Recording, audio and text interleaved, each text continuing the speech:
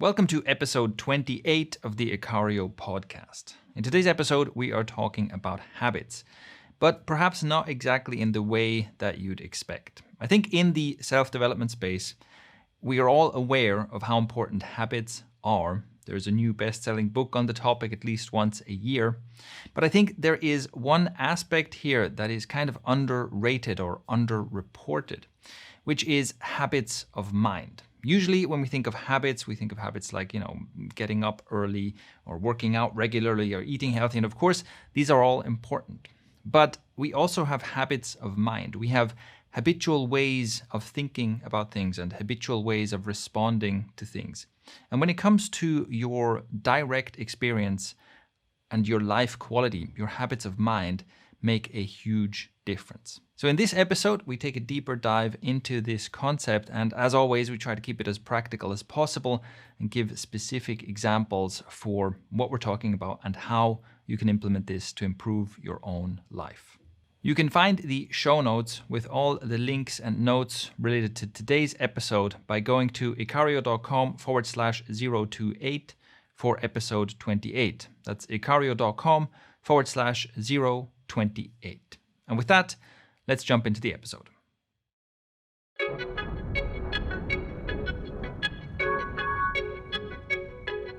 Hello and welcome to the Ikario podcast, where we help you break free from the human zoo, optimize your life, and become a force to be reckoned with your host once again, Ollie, and here he is. And I'm Shane.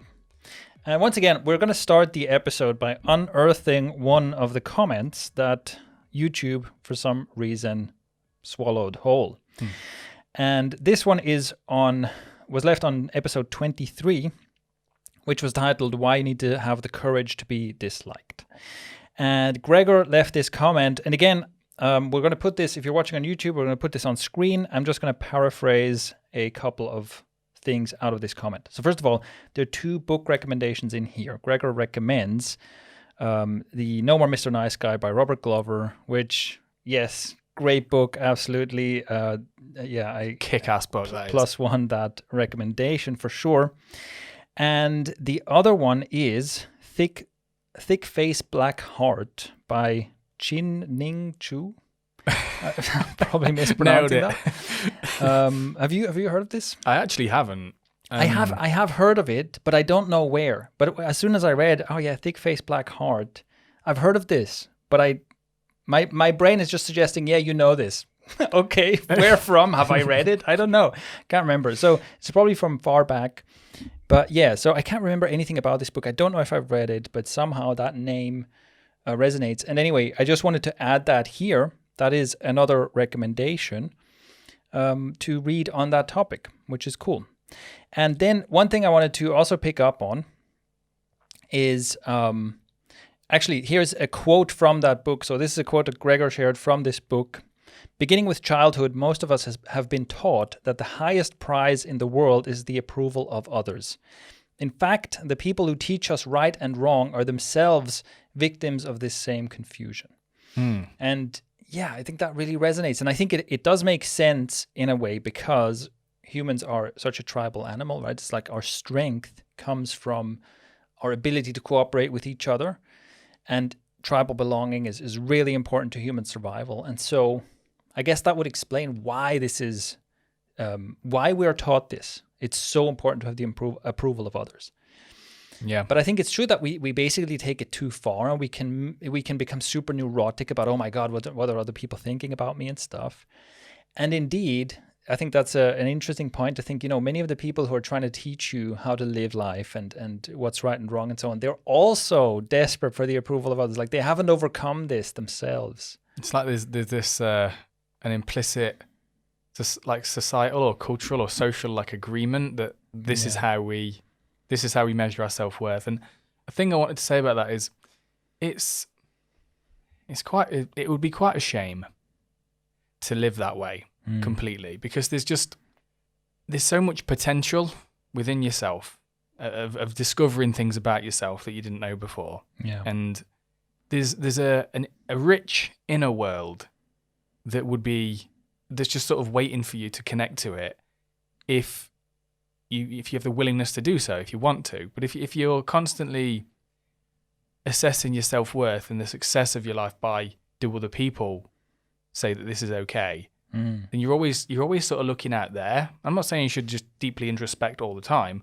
I say like a healthy balance is there. I think it comes at the cost of your authenticity in most cases. That's the problem, isn't it? It's like there's something that you maybe are authentically interested in doing, or something you authentically believe, or whatever, but you're like putting a lid on it. You're keeping it to yourself. You're not following that path because you're thinking of the approval of others.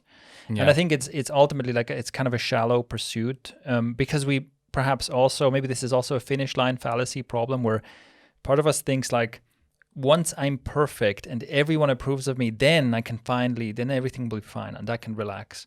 But the truth is, you'll never get there, right? You will, even on the last day of your life, you can still be neurotic about what other people think of you. So it's like, it's kind of a never-ending problem. And if we tell ourselves that, if I study the thing that my parents want me to study, and if I do this that other people approve of, and I marry the person that my family approves of, and so on and so forth, right? You feel like at some point I'll have done all the things and I'll have reached ultimate approval. Well, at that point, it's never going to come. Mm-hmm. And then one more thing he asks here that I think, let's briefly talk about that. He basically says, okay, well, these ideas are all valuable, but of course it's much easier to think about it than to actually do it. Of course. And so he says, well, can you talk about moments in your life where you have like made that choice in a practical sense? It's like, okay, I'm going to have, like, in a practical way, the courage to be disliked. I'm going to do something that might not please everyone around me, or that might even directly piss some people off, but it's the right thing for me to do.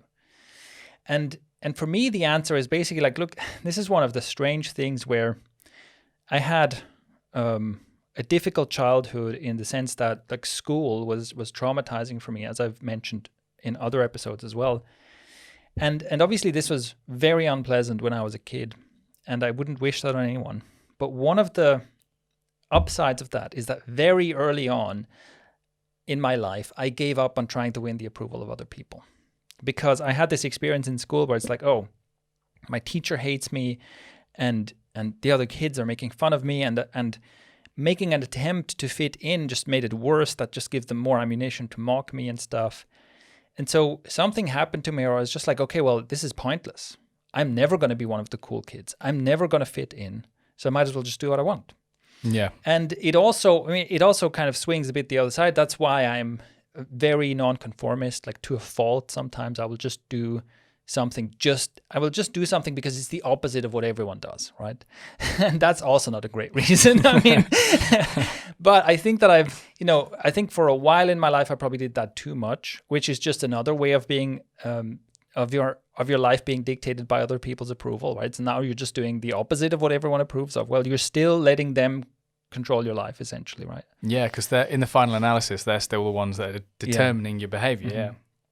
But for me, this led to essentially like a long series of decisions in my life that were made, not necessarily where I'm, like directly standing up to people and saying, I'm defying what you want or something. It's more like the habit, essentially, of making decisions about my life that are not informed by other people's approval. And certainly, for a more practical example, like I don't want to weasel my way out of giving an answer here. I'm just saying I think that's kind of the bigger picture of what happened to me. But to give a more practical example is like, look, when I decided that I would stop going to university, that I would stop studying and try to start my own business, that was not a popular choice. That was not a popular decision, right? When it comes to my parents and also my friends, like generally people around me were like, what are you doing? This is not going to work. And you should either get a job or go back to university or something, right?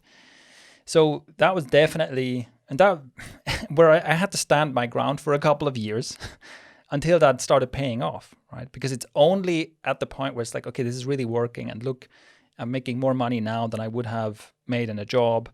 That's when people start like backing off and going like, okay, I guess this is what you do now. Yes, it's like there's initial resistance when you sort of zig where other people zag. Yeah. But then especially if that resistance pays off, it's like they've got nothing to criticize you about. reminds me of people who are like streamers, like gamers and stuff, Yeah. or pro gamers even that are making shitloads of money. You just think the parents when they were younger. Yeah. But don't do this. It's a waste of life. It's like, Yeah. meanwhile, I'm making more money than you. I'm 21. Yeah. It's like- That must be, I mean, and it's becoming more normal now, but even there, right, it's like you're trying to be a star athlete, and it's very tough, right? There's very few people who make that work. But yeah, that must have been tough, especially for like the first crop of esports gamers and whatnot, when it was still a new thing. Geez, that must have been difficult to stick with that. To be like, no, I'm going to be a professional CSGO player or something. Yeah. I mean, for me, I don't have any dramatic examples of when I've zigged where everyone zagged, and then I was like, yeah, and I made it, because I'm a process. But the one that springs to mind as soon as the question came up was a couple of weeks ago. And this is a big deal for me because I used to be a solid nice guy, right? I was in the queue at the supermarket. It was busy. There's like a really long queue behind me. And I go to pay, and my phone isn't working. Like I'm using the phone to pay. I need to restart my phone. Meanwhile, there's loads of impatient people just in the queue staring at me. Oh, cringe. And I'm just restarting my phone. And meanwhile, the cashier's just looking at me, and I'm like, usually, I don't know what I would have done. Like, as a nice guy, I'm pretty sure I'd be like, oh, sorry, everyone. Okay, and just act like I'm doing something on my phone while it's booting up. But instead, I just went and just stood there. And just, I sort of drank in all the contempt from the queue. Just like, what's he doing? What the fuck's he? And I was just like, oh, this is extremely uncomfortable, but I somehow know this is good for my growth. Yeah. I'm sitting in the discomfort, and then it comes on, and then I pay, and then I do a victory dance on the spot. And then they made this woman in the queue laugh. And I was just like, yeah, okay, that was really uncomfortable, because just loads of super passionate, impatient Portuguese people are like, come on.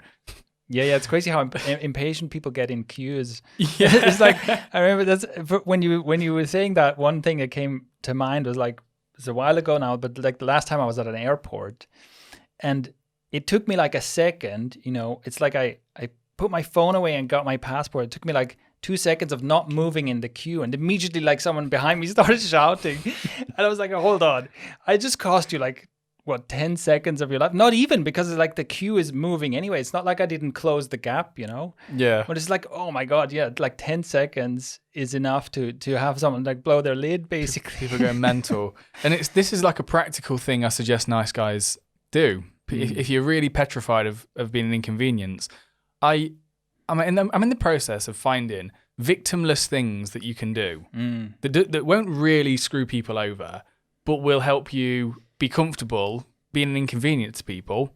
And taking too long in a queue is a great one, because what are you really costing people that much? What else would they be doing with those extra few minutes? You know what I mean? Yeah. They'd be on their phone or something. So yeah, if you're looking to put yourself in discomfort in that way, just take longer in a queue intentionally. And it is like you'd immedially feel that straight right? away. Immediately You've feel got that social pressure of like, oh God, I've got to hurry up. It's like, why? It's like even putting the like supermarket stuff, like bagging it up. I've got to go very quickly. Yeah. No. How's about I go slow? How's about that for an idea? So just another example. And that just shows, right, how this example just shows how sensitive we are to this, because really, what is that to worry about? We're so sensitive to it, right? Yeah. So yeah, that's practical things you can do if you want to feel how much you care about other people's approval. Just like stand in a queue and don't move forward. It's a litmus test. That'll tell you everything. Yeah. All right. So that's great. So thank you very much for that comment. And yeah, I mentioned this a few episodes ago. For some reason, sometimes YouTube comments just disappear. Like we'll get an email notification, but on the video itself, the comment just disappears. And we don't know why that's happening, but we try to unearth some of those comments as we've just done now. So with that, let's move on to today's topic, which is about habits of mind. And let me start with an example that I think everyone can relate to just introduce the idea of habits of mind, right? I'm sure you know someone who always finds something to complain about. Oh yeah. Right? And so you can take someone, imagine like, a family, and it's one person in the family is just a person who's always got something to complain about, no matter what you say, no matter what happens. And even if you take them into a really like an objectively beautiful situation, you go on a family vacation and you're like in a great 5-star hotel, but then it's like, no, we had to wait too long at the reception, and the pillow I have is a bit too firm, and they said they would clean at 9:30, but they knocked on the door at 9:25. And, the water in the pool is not quite the right temperature, and so on and so forth. So it's like, no matter how great things are, you're not focusing on, how nice it is to be on vacation, how nice it is to have, cleaning service in your room in a nice hotel, how nice it is to eat out. No, there's always something that's just not right. And the topic is always, here's what's wrong with this situation. Here's what I'm complaining about, right? So right away, I think everybody can relate to this. Everybody knows someone like that. But also right away, let me place this question: are you that person? Maybe, because would you know, right? If you're that person, would you know? Would you realize that that's what you're doing? And the reason I'm giving this example is we can think of this as a habit of mind. Someone has built the habit of finding things to complain about, and someone complaining about things continually on a vacation in a beautiful place is a display of this skill in a way, right? They are practicing their habit. They're practicing their skill about finding stuff to complain about at a heightened difficulty level. Yeah, a heightened difficulty level. You're in a beautiful place. Yeah, that's really it's more difficult to find something to complain about, but I can do it. Yeah, I've done all the practice. Because I've practiced so much, I can still do it. So, and this is the idea of a habit of mind. This kind of thing, it is habitual, and it is practice, and it is something you get better at the more you do it. And a book that really helped me, I read this book called Good Habits, Bad Habits by, I think, Wendy Wood. I hope I'm getting that right. And we'll put that in the show notes as well. This book, I'd read a whole bunch of other books on habits before this, but this really made something click for me, which is the idea that on a neurological level, if you look at kind of the chemistry of what happens in the brain, there's no difference between good and bad habits. Like, in a way, right, on that level of neurons firing in your brain and chemicals slotting into chemical receptors and so on, there's no concept of this is a good habit or a bad habit. It's like whether the habit is smoking a cigarette or whether the habit is going for a morning run, the individual neuron doesn't know that, right? So, and because we make a big deal, right? We have a very strong felt sense of good habits and bad habits. And many of us probably also have the sense that it's much harder to establish good habits and it's much harder to kick bad habits than the other way around. But really, this just comes down to like how addictive something is and reward cycles and so on. But yeah, functionally, it's the same thing. And so in terms of your brain chemistry, like establishing a habit of drinking too much coffee every day is just as easy, and it's basically biomechanically exactly the same thing as establishing the habit of working out every day. And that is, I think that's just kind of an important, in a way, I feel like I already knew this, but reading that book really made it click like, and really made me rethink some things about habits. And on the topic of habits, like, because before that I'd read things like, The Power of a Habit by Charles Duhigg and Atomic Habits by James Clear, and a whole bunch of others that I've forgotten about. And I think in the personal development space, the idea that habits are important is pretty well established. Yeah. But I think we usually think of habits in the sense of like a morning routine, a workout habit, productive habits, and so on. So instead of going down that route, not because it's not important, because I think it's already well covered, let's go down the route of habits of mind. Because same idea, right? There's essentially no difference. If you have the habit of working out every day, it's basically a series of behaviors that are firing automatically, more or less, that lead to this.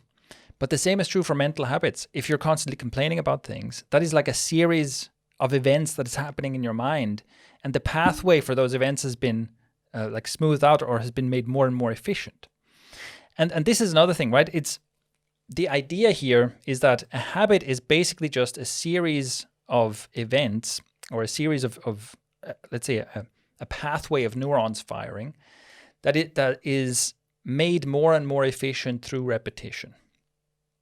And so you can think of it as establishing a habit is really just making a series of events less, removing friction from it. And I've had a really interesting experience with this, recently. Like, my most recent habit that I added to my morning routine was to practice touch typing. And I noticed that, in the beginning, it's like I have to remind myself, oh, now I have to do touch typing. And there's friction because, I have to make sure I don't forget about it. And there's friction because sometimes I feel like, I don't feel like it. I have to remember to do it. There's a lot of, it's very deliberate and conscious. But after a few weeks, and I actually experienced this just today, like today my morning routine was interrupted and I went out before I finished it. So as soon as I came back, I basically went to my computer and fired up the typing program and started practicing before I even thought about it. Because that behavior is so frictionless now that it would feel really strange for me to start my day without finishing that habit stack. And typing has become part of that habit stack. So today I basically found myself doing my typing practice before I'd consciously thought about what I'm doing, right? And that is really a habit, is you have a sequence of behaviors, a sequence of events that just becomes more and more frictionless until it basically practically happens by itself without your direct intervention in a way. Yeah, so the thing I think here is, so you have habits regardless. You have exactly. No matter, it doesn't matter whether you've consciously chosen them or not. You're already doing this. Exactly. There are already actions during the day that you engage in that require no friction from you at all. Mm-hmm. But like, say for example, if someone else were to adopt your routine for the day, there'd be a lot of stuff in that for them. Is like, well, hang on, I've got to make myself do this, then that. Yeah. That'd be an interesting experiment to run. It's like pick someone else on the team or whatever. And this is this is totally true. And this is where I think habits of mind become an interesting topic, because I think it's much easier. You can essentially, like, you could follow someone around with a camera and film everything they do, and that would give you a sense of what their routines are, right? And you could then copy that. But just like you said, you have habits regardless. Even if you've never tried to make a habit, you have habits. You have stuff that you do automatically, essentially. And the more you do it, the better you get at it, or the more frictionless it is. But there's a whole other area of your life where this is happening, which is in your mind. And that's much harder to notice. Because if we go back to the person who has the habit of always finding stuff to complain about, you're not aware of that. You don't think, here's what I'm doing, I'm finding something to complain about. Your experience is just that, well, this sucks and that sucks and this sucks. Yeah, it just seems self-evident. Yeah, exactly. And so that is really tricky. So it's much trickier to recognize that in yourself. And even in other people, I think we would be quick to attribute that to, like, character. This person is just like that. No, this person is not just like that. This is a habit. They have practiced this for a long time. Now, obviously, complaining about everything nobody wants to be that person, right? And nobody wants to be around that person either. But also think about what that does to your quality of experience, to your quality of life. Because, your subjective experiences, there's always bad stuff. Nothing is ever enough. Everything is, like, it seems like nobody cares enough. Nobody... nothing is good. That's your subjective experience. And that's not pleasant, right? Yeah, and that's being painted almost. That's like being seen through the filter of your thoughts. Yeah.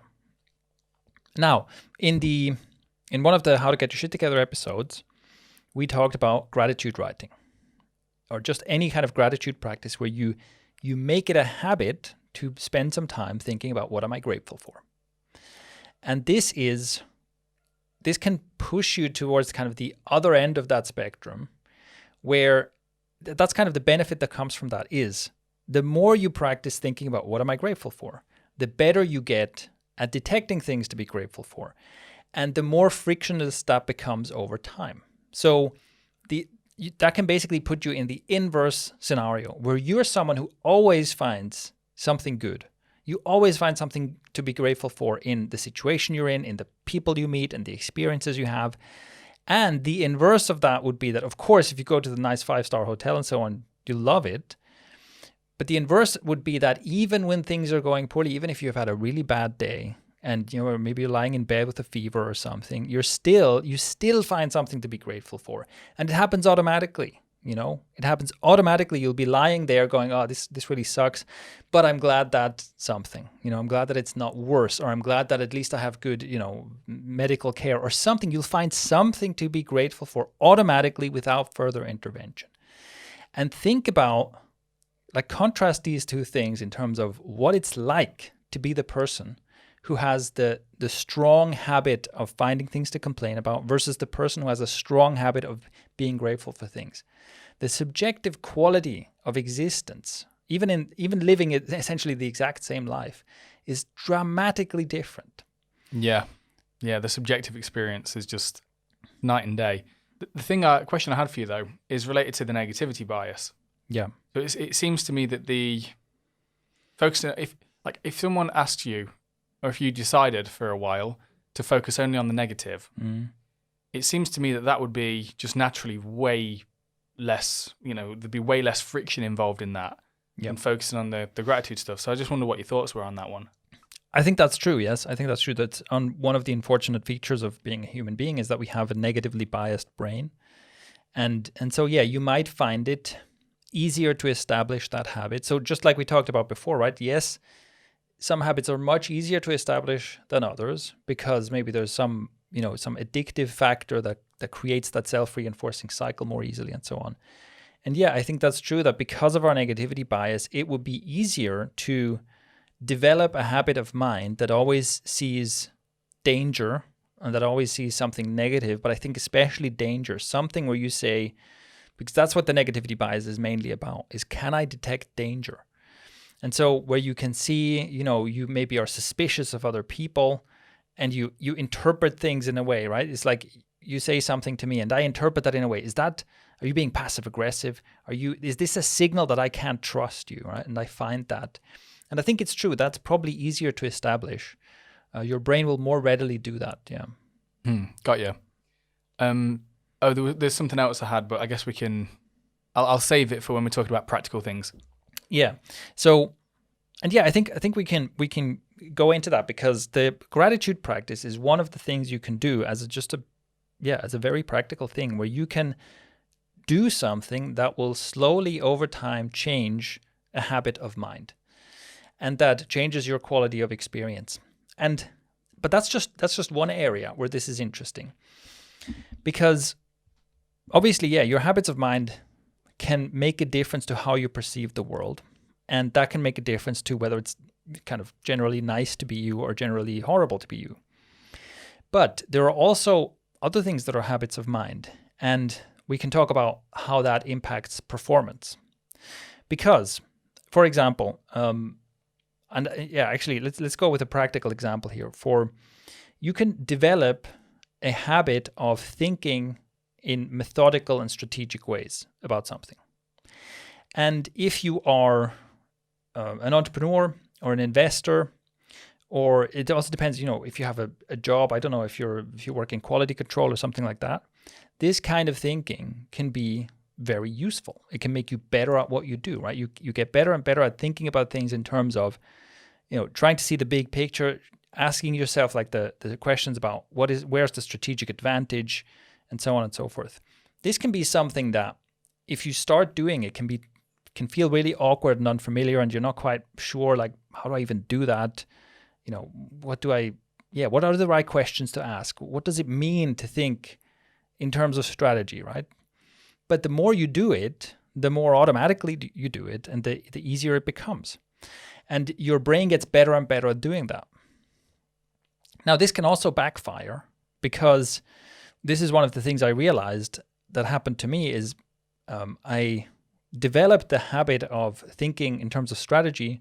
So thinking in terms of, what are possible outcomes? How do I control, basically, which dials can I adjust to steer towards a desired outcome? How can I mitigate the risk of undesired outcomes? This kind of thinking, right? And again, like for business purposes, it's a great habit of mind. But what I found is I couldn't turn it off. And I thought about everything like that. And where it really became problematic is in the context of relationships. It's like if you're constantly projecting, possible future outcomes and for strategy, again, this is maybe negativity bias, but for strategy, it's actually good to be a bit pessimistic. It's good to ask yourself, well, what could go wrong here? What am I going to do to mitigate these possible downsides? And so you might spend a lot of time thinking about risks and downsides and thinking about how do I minimize those. Well, again, in a business context, can be useful. In other contexts, like interpersonal relationships, this is not a good way to think about how you relate to people. It's like, how could this go wrong? What are the possible negative outcomes, and so on and so forth? Trying to weigh pros and cons, risk factors. It's like, no, this is not a good way to relate to people, right? And I noticed that it's something that made me unnecessarily anxious about relationships, and it made me too controlling about relationships because I'm trying to grab the risks. I'm trying to mitigate the risks. I'm trying to bundle the risks away. I'm trying to bias outcomes towards upsides and stuff. It's like, no, this is, it's like an inhuman way to relate to people. Yeah. And so so it can also have a downside, right? It's like you have to also learn for these kinds of habits of mind, you also have to learn context and when to switch it off and when to maybe switch to a different mode of thinking. So if you just generally think about gratitude, for example, in the context of relationships, that's definitely better than if you're thinking about like pessimistic strategy. Fair. So what we're saying here is that it depends on the context. For sure, yeah. Yeah, it's usefulness and whatnot. But also I also want to make it clear, it's like I'm trying to give some practical examples here to make it clear what we're talking about. But there's really, infinite possible habits of mind to develop for different contexts. So, another thing could be creativity, So maybe you have a job or whatever you do that matters to you where creativity is important. And it's the same thing. You can form habits of, how do I do divergent thinking? How do I smash ideas from different domains together to create something new? How do I rethink, right? This is all something, again, in the beginning can be very awkward. You don't even know where to start, but it's a habit of mind that you can deliberately cultivate. And you can use basically habit building principles in order to make sure that you make this easier for yourself. So you can build a little ritual where you say, okay, every day at a certain time, I go here and I practice my creativity or I practice my creative thinking skills.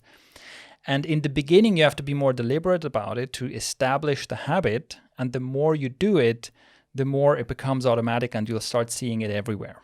And maybe as a final example, another thing that I personally have experience with is the idea of communication skills. I've spent a lot of time in my life thinking about and practicing how do I explain things clearly. Because I've been making videos and video content and online courses and so on for a long time. And so that is something that I've created systems for myself. How do I, deconstruct a topic and explain it? How do I structure an explanation of something? Or how do I even structure an entire topic into a course? How do I sequentialize that and so on? And that is also something that becomes a habit of mind, where it becomes easier and easier to do. And in a way, maybe a potential downside is that even in normal conversations, I might flip into explaining mode too often, when maybe I should just be listening or something like that, right? But still, there are definitely lots of advantages to this where I just have, without making a real effort, I just find it a lot easier than most people to, give a well-structured explanation or argument for something. And that is also a habit of mind and it's an example of a habit of mind that I built on purpose. Yeah, you intentionally cultivated it. Yeah. So we've got gratitude. We've got developing communication skills. The second one in between that? Strategic thinking. Strategic thinking. Okay. And creativity. Yes, yeah. And even there, that can be very domain specific, So, because another thing, and I'm sure most people can probably relate to this, where you find that something that you're practicing or cultivating is kind of penetrating out into other areas of your life without you doing it intentionally. So, for example, when let's say you practice photography, And eventually you start looking at the world and you see like, oh, this could be a photograph. Oh, the lighting is nice here, you know? So without intentionally doing it, it's changing your perception of the world in a way. And that can be a really nice thing, right? If you practice that, because what you're then doing is you're going through the world and part of your brain is busy looking for what's a really beautiful frame, right? What's a really beautiful composition? And you're constantly seeing beautiful things, right? So that can be really nice. Yeah, that can have a reality changing positive effect. Mm-hmm. Yeah. I was thinking about, because there was something I was going to mention earlier, it came up again. So there's different sort of techniques. So what you've listed there is cultivating positive thinking and sort of reaffirming that and building that habit. But there's also ways of becoming aware of negative thinking too. And one of them is I don't know if you've ever had an experience with this technique, but it's like the rubber band technique. I'm not sure I know what you mean about that. Okay. Yeah. So basically you wear a rubber band on your wrist. And then when you catch yourself ruminating, you just snap it. Yeah, so you're trying to condition yourself. It brings, it's helpful because it brings, just by wearing the rubber band, you occasionally glance at your wrist and you remind yourself why you're wearing the rubber band. It's like, oh, I'm wearing that to become aware of rumination and negative thoughts and stuff. It's just an awareness tool, really. That's interesting, yeah. Because it's like there's ways of responding, like diffusing negative thinking, such as imagining a giant red stop sign. You just when you notice yourself sort of going, oh my God, maybe this isn't going to work. Oh, this could happen, but it's not like it's not productive. It's not you being strategic. It's just you being vague and negative. Yeah, you can just sort of like just imagine the stop sign, and then just imagine it for a bit, and it might give you that pattern interrupt to then move on. It's just a pattern interrupt. It's the same thing. Yeah. Which also, on that note, we've talked about like anxiety and depression before, and that's also a lot of that is habits of mind, in the sense that you develop a habit of catastrophizing, for example. And the more you do that, the better you get at it. The more easily you'll find ways to catastrophize whatever is happening. And that is something you can become aware of, and you can find ways to interrupt that. But also, I think I would suggest that on the other side of that, also replace it with something else. Yeah. Replace it with another way of thinking about things, or maybe replace it with questioning, Instead of going, oh, this is terrible, everything's going to go bad and so on. It can just be a question. How bad is this? Is this really going to be this bad? What's good about this, right? So you can, again, and that's going to be practice. In the beginning, it's going to be difficult. You'll find yourself catastrophizing. It's like, oh, I forgot that I was supposed to do something else. And with effort, you'll go, okay, I can ask the question, hold on, is it really that bad? What else could be true? Whatever question resonates with you, right? But the more you do it, the more automatically it will happen. And eventually, the thing that usually, as soon as the first flash of a catastrophizing thought comes up, immediately the question, what else is true about this? Could I be wrong about this? That immediately happens by itself. Yeah, so questioning rather than, because that addresses something that's quite important. When it comes to, say, you've got loads of thoughts that are maybe quite negative, if you respond to those thoughts by, like, say, if you think, I can't have these thoughts, I don't want them, go away, they won't. Yeah, exactly. Because you've now assigned some importance to them. Because if you communicate to your mind that these thoughts are a threat, watch out for them, we don't want them, get rid of them when they come up, they're going to go, your mind goes, oh, okay, so we'll watch out for any of them. And then it's like, the mind almost creates that which you've told it to look out for. It's like the pink elephant thing. Yeah. It's the same deal. So when it comes to the negative thinking, I think questioning it's a softer approach that works better. Yeah, and so let's try to kind of summarize this a bit, right? If you notice that you have a habit of mind that you want to diffuse or change, then trying to resist it, trying to go, don't think bad things, that's not going to help. Yep. And instead, what you want to do is you want to cultivate awareness. So you want to be able to catch it happening. And again, like this is in the beginning, you might be down the loop of negative thoughts for like 5 minutes or 10 minutes before you notice, oh, I'm doing the thing, right? Mm-hmm. But that's the first thing, is like get to notice it. And becoming aware of something is in a way the opposite of resisting it, because you are acknowledging it. You're saying, oh, I'm doing this. I'm catastrophizing again. You're acknowledging it. This is happening, right? So you're not resisting the reality of what's happening in your mind. And then you insert something like a question, some way to soften this. And that becomes a habit, and your awareness, like catching yourself doing it will happen more and more automatically. And the questioning the thing will also happen more and more automatically. And in my experience, what happens is that essentially the catastrophizing almost never happens anymore for me, because my normal mode of thinking about, I don't know, something bad happens or whatever is automatically the more differentiated view that you get once you ask the question, well, what else could be true about this? So my mind goes straight to that before it does the catastrophizing nowadays, usually. I mean, obviously I still sometimes have worse days and so on, but the normal mode of my mind doesn't even require the trigger of going down a negative spiral first. And that's due to the conditioning. Yeah. So Yeah. that's kind of that's what I would suggest to experiment with for changing negative habits of mind. And then for developing positive habits of mind, well, like we've said before, right? I think gratitude writing is honestly one of the most powerful things you can do. And you can also look this up, right? Especially for people who are maybe a bit skeptical. If you need like good reasons to do things, and just look it up, look into some of the research done on gratitude in the field of positive psychology. It's really amazing. And I highly recommend just experimenting with that to see what that does to just kind of change your default quality of mind and outlook. And then the other thing would be to ask yourself, well, for whatever is important to me, what would be a good habit of mind?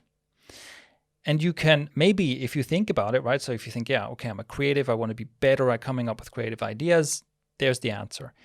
If you're not sure, if you're like, I don't know what a good habit of mind would be for my profession or for whatever I'm trying to get better at, then you can look for it in the stories of other people who are experts in your field. And it's one of the things you will probably have to dig a little bit, because people rarely go, well, I have established these habits of mind in order to be a top performer in my field. Mm-hmm. But if you listen to an interview with that person, or you read a biography or something, and if you specifically pay attention to that, if you specifically ask yourself, okay, what habits of mind, what mental representations, right? When we're talking about like peak performance or deliberate practice, this would be the concept of mental representations. Like, what things is this person, this expert, doing in their mind automatically that maybe represents a whole system of approaching something, or a whole system of, solving a problem in their field or something, right? And again, they might not be aware of that, but experts in your field have definitely done that, whether they realize it or not, right? They've definitely done that. And you can go and look for that. And I think you'll find examples of that. Like I said, if you listen to an interview with someone and you specifically think, okay, you try to detect what are mental representations or what are habits of mind that this person has probably developed. And then you can see how you can establish that for yourself. And so, like I said in the beginning, what you want to have is you want to at first make it a deliberate ritual where you give yourself a way to practice this creative thinking or strategic thinking or whatever it is very deliberately. And you have to get through the difficult part. So, and that would be the phase, in the example I gave with typing as a habit. That's the part where you have to remind yourself, oh, I have to type today, and I don't really feel like it, and this sucks, and so on. You have to get through that in order to get to the other side of it, which is now you're just doing it without even thinking. Mm-hmm. Yeah. Yeah, that makes sense. I think that's useful. Yeah, so this is the idea of habits of mind. This is something that, for me, was a huge, aha moment at some point in my life, I can't remember exactly when this clicked for me. But at some point I realized, you have habits of mind. And for me, that such an important realization is how much of a difference this makes to your life quality. Because right now, it's like thoughts happen involuntarily, right? It's like I'm not deciding what thought comes up next in my mind, especially when I'm like just going about my day. Thoughts are just like bubbling up in my mind. And right there, I don't really have a lot of control. And in that sense, it's almost like we're a victim of our own thoughts. But if you think about it, it's like, okay, you're a victim of your own mental habits. And in the longer term, you can actually steer this. So you can decide, you know what, I want to be a person who's grateful for things. I want to be a person who's creative. I want to be a person who sees the best in other people. Well, you can make that happen, like not right now, but you can start building those habits where a few months from now, a year from now, 10 years from now, this is just going to be your automatic mode. This is going to be how you exist. And if you think about how important your mind is to just the experience of being you. Yeah. This is so important. And it's like I was telling you about this earlier, right? My experience with this is like the quality of what it's like to be me is so different now than it was when I was like 20, And I was 20 going through the world. It was much more unpleasant to be me. And a lot of that wasn't necessarily due to my circumstances. It was mostly due to what was going on in my mind. Yeah. And so the longer term, it's like I can barely overstate how important this is to develop. And in the quest of living a better life, this cannot be neglected. Because if you neglect your habits of mind, you will end up being that person who's, you're living in a palace, everything's great objectively, and you're just miserable, right? Yeah. Yeah. And I've often found how, negative thinking can also be quite addictive. Yeah. It's surprising. I've always wondered why that is. Why is that addictive? Because if we have like negative thoughts about our circumstances and stuff, maybe it's addictive because it kind of absolves us of responsibility. It's like, think I would be better. I would take responsibility for this. I would steer my life in this direction, but I can't because look at all these things. Yeah. And it's kind of can be addictive maybe for that reason. And I think it serves us in different ways. Maybe if you constantly have negative thoughts about other people, it kind of makes you feel better about yourself by contrast or something like that. Which is another thing, like I think that we shouldn't judge ourselves for whatever mental habits we have. They're probably there for a reason. And possibly up until you heard this episode, you never made a choice about this. Yeah. Right? You just have the mind you have right now. Yeah, and you condition into. A therapist once told me the inner critical voice is often the critical voice that we once heard. Yeah. It's like the actual voice of a person that imprinted itself on us when we were younger. Yeah, and you didn't choose that. Not at all. It wasn't up to you, right? You didn't choose your parents. You didn't choose your early childhood experiences that made all this happen. Yeah, of course not. I think a good metaphor is that you can't choose the thoughts you have. I mean, you can in the moment. You can choose to think of this and that, but most of your thinking is automatic, so therefore you don't choose it all. But I think a good way of thinking about it, like a metaphor, is you're steering a ship, and the ship's massive, and you're steering it with a very small steering wheel, and it's like slowly shifting that way over time. It's not like it's like a jet ski. And then it gets stuck in the Suez Canal. Oh no, you steered too much. I've just dated this episode forever. Oh God. But yeah, no, I think that's a very good point, right? It's like this massive ship, and because it's so big, it's like it takes a long time to change course. Yeah. But also, when you change course, like where you end up down the line, the difference is huge. Yeah. Sure. Sure. All right, so those are my thoughts on habits of mind, and I'd love to hear your thoughts or questions or feedback on this. Like I say, I think this is a super important topic. It's like such a valuable tool, essentially, for living a better life. So if you have any questions or any stories to share, please leave a comment. You can leave a comment with the show notes. So if you go to the show notes, there's a comment field there. You can also leave a comment on YouTube, although some of those mysteriously disappear.